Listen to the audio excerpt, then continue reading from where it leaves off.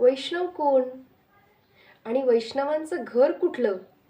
तिथे भगवंताला येऊन राहावटतं का?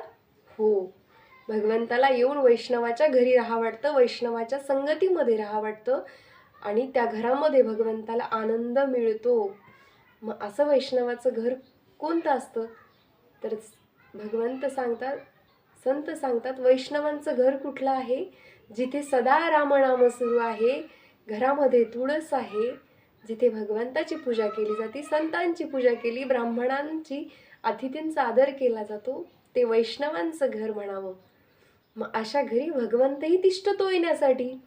जसं की नाथ महाराजांच्या घरी कावडीने पाणी भरलं, नाथा घरी पाणी कावडीने भरे, श्रीखंड्या चंदन उगाळून देई.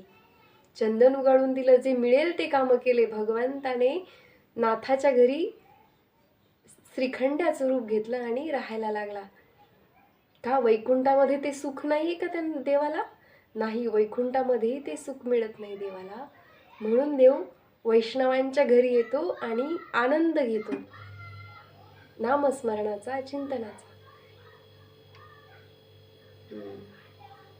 ज्या सुखा कारणे देव वेडावला, वैकुंठ सोडोनी संत सदनी राहिला.